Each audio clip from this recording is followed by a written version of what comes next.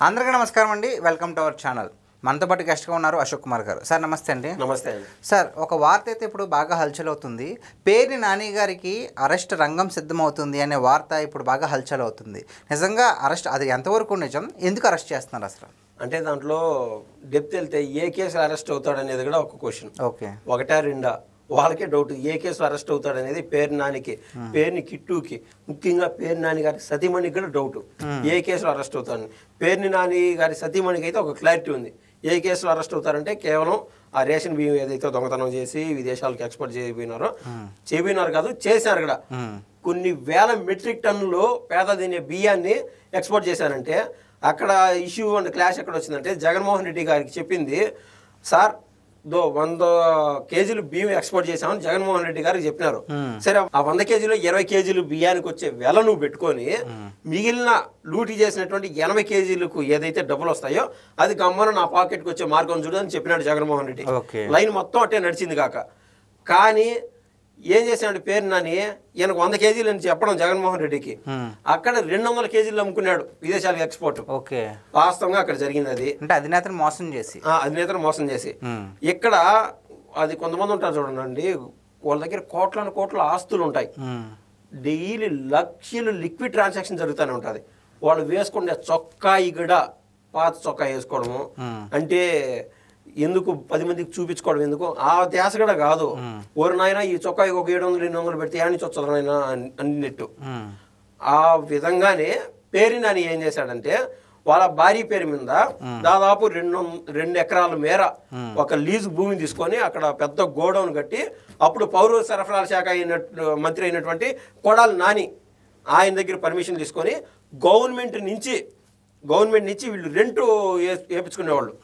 గవర్నమెంట్కి లీజ్ ఇస్తారు కదండి, అది అంటే ఆ యొక్క రేషన్ బియ్యం మూటలన్నీ పెట్టేదానికి గవర్నమెంట్ నుంచి లీజ్ కొట్టేవాళ్ళు. దాంతోపాటు అక్రమంగా 1000 బస్తాలు ఇక్కడ వచ్చి చేరేటి దాన్ని కూడా లూటీ చేస్తూ వచ్చారు. సో ఈ వ్యవహారంలో పాపం ఆవిడ ఏంటంటే పేరు నాని గారి సతీమణి ఆవిడ పేరు మీద పెట్టారు. అక్కడ ఆడ పొరపాటు జరిగిపోయింది. ఏది ఏమైనా కూడా చట్టం పరిధిలో ఖచ్చితంగా శిక్షింపబడతారు. పేరు నాని గారు కూడా ఒక మాట అన్నారు. ఏమన్నారంటే, బాబు గారు పెద్ద మనసు చేసుకొని మా భార్య ఈ మాదిర ఆవిడ పేరు మీద ఉన్నది, సరే ఎందుకయ్యా మహిళలతో రాజకీయాలు చేస్తే వాళ్ళతో చేయాలి మహా అంటే మహిళలతో ఎందుకన్నాడు, సెల్యూట్ దా చంద్రబాబు నాయుడు గారు అని చెప్పి పేరు నాని అన్నాడు. సరేలే అని వీళ్ళు ఏమన్నా ఫ్రీ అయిందో లేకుండా చట్టం పరిధిలో మనకు పూర్తి డెప్త్ తెలియదు కదండి చట్టంలో ఏం జరుగుతుంది అనేది. సో అందుకు కొద్ది మేర లూజ్ వదులుతానే మళ్ళీ పేరు నాని బయటకు వచ్చి ఏ మాదిరి మాట్లాడుతున్నా మనం చూస్తానే ఉన్నాం. సరే, వాళ్ళు మాట్లాడినారు అని చెప్పి కక్ష పూర్తిగా ఏదో కేసులు పెట్టడం ఈ విధానం చేయరు. ఈ టీడీపీ వాళ్ళు కానీ జనసేన కానీ, ముఖ్యంగా నరేంద్ర మోడీ, బాబు గారు, పవన్ కళ్యాణ్ గారు ఈ కాంబినేషన్లో ఇటువంటి పరిస్థితులు ఎప్పుడు తీసుకురారు. ఖచ్చితంగా వాళ్ళు తప్పు చేసింటేనే వాళ్ళు శిక్ష అర్హులు అవుతారు. సో ఇదొక క్రమం. తర్వాత పేరు నాని చేసినటువంటి కొన్ని తప్పులు కాదు, ఇంటెన్షనల్ క్రైమ్స్ లేదా ఇంటెన్షనల్గా దాన్ని లూటీ చేయడం అంటారు. ఏం చేశాడంటే వల్లభనేని వంశీమోహన్ ఆయన ఒక నియోజకవర్గంలో, గన్నవరం నియోజకవర్గంలో ఏం చేశాడంటే 1000 మందికి పట్టాలు ఇచ్చాడు, ఫేక్ పట్టాలు. అదో మీకు పలానా చోట భూమి మళ్ళీ ప్రభుత్వం లేకనే వస్తే మనం ఇల్లు కట్టుకోవచ్చు, మీకే తీసుకోండి, డబుల్ బెడ్రూమ్ ఇల్లు, బాత్రూమ్ కింద ఇన్ని గజాల స్థలం వస్తుంది, దీనికి ఇన్ని గజాల స్థలం వస్తుంది అని చెప్పి డూప్లికేట్ పట్టాలు పనిచేశారు.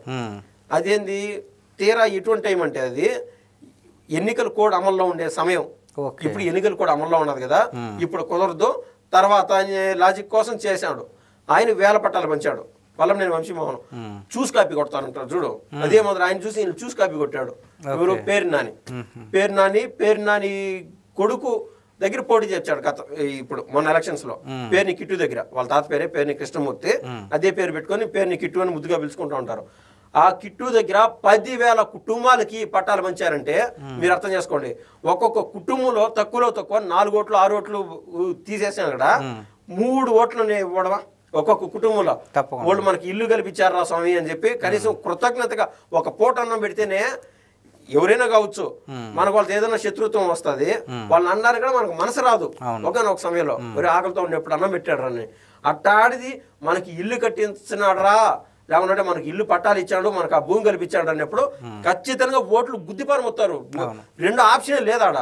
వాళ్ళు ఏ పార్టీ వాళ్ళైనా కావచ్చు, గతంలో వ్యవహార శైలిలో డెప్త్ అది టీడీపీకి సంబంధించిన ఊర్లు కొన్ని ఉంటాయి, జనసేనకు సంబంధించిన ఊర్లు కొన్ని ఉంటాయి, క్యాస్ట్ బేసెస్ ఉంటాయి, ఎకనామికల్ బేసెస్ ఉంటాయి, రకరకాలు.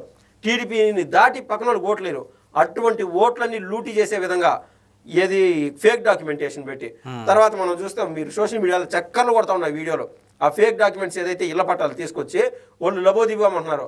అయ్యా మిమ్మల్ని నమ్మి మీకు ఓటేసాము, మా కర్మ, మా ఏదో అంటారు చూడ, ఆ పదం వాడకూడదు, నేను అందుకు వాడదలుచుకోవాలా, మేము కొట్టుకోవాలంటారు పలానా పదం వాడి ఆ పరిస్థితి మాకు కల్పించారు.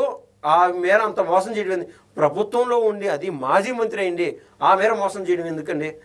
అది అంటే తప్పు చేస్తున్నప్పుడు తెలియట్లేదండి, ఈ రోజు కాకపోయినా రేపైనా దొరికిపోతాం కదా అని. మరి ఎలా మేనేజ్ చేద్దాం అనుకున్నారు అసలు వాళ్ళు? మంచి క్వశ్చన్. మీకు తెలియదే ఉండదు, అందరూ అంతే. ఒక పేరు నాని కాదు, వల్లంనేని వంశీమోహన్ కాదు, కొడాల నాని అయితే ఇసుకాసురుడు ఆయన కాదు, 2,20,00,000 కేవలం బయటికి కనిపించింది.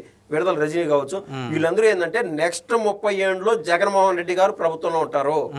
ఇది బోయపాటిది ఒక సినిమా ఉంటుంది, ఆయన మ్యాక్సిమం సినిమాల్లో కొంచెం ఈ విజువలైజేషన్ ఉంటుంది. ఎట్లా మాకు ఎదురొచ్చే దేవుడు తగిలే దేవుడు అని చెప్పి జగపతి బాబు ఉంటాడు, లెజెండ్ సినిమా దాంట్లో. అంటే ఆయనకి ఎదురుగా పోయి ఎవరు వాళ్ళకి ఆపోజిట్ ఓట్లు వేసేదానికి ఉండదు. ఆ పరిస్థితి కల్పించారు గతంలో జగన్మోహన్ రెడ్డి గారు ప్రభుత్వంలో. 151 మంది ఎమ్మెల్యేలు ఉన్నారు. పొరపాటున ఈసారిగా ఎలక్షన్ లో అటు ఇటు అయ్యి కూడా ఓడిపోయినా కూడా 30 సీట్లు పోతాయి. 151 సీట్లలో 30 సీట్లు పోతాయి. ఎంత కాదని 121 సీట్లతో ఫుల్ మ్యాండేట్. అది 110 సీట్లు కాదు కదా, 100 సీట్లు వచ్చాయని ఫుల్ మ్యాండేట్ 175 నియోజకవర్గాల్లో. ఆ రేంజ్ లో వాళ్ళకి ఒక భారీ కాన్ఫిడెన్స్ ఉండేది, నెక్స్ట్ 30 ఏళ్ళ మంది అధికారం అని. సో జగన్మోహన్ రెడ్డి గారు అంటే వీళ్ళు తందానంట వచ్చారు. ఇప్పుడు దాకా ఎందుకు అరెస్ట్ లేట్ అయింది అనేది మెయిన్ క్వశ్చన్.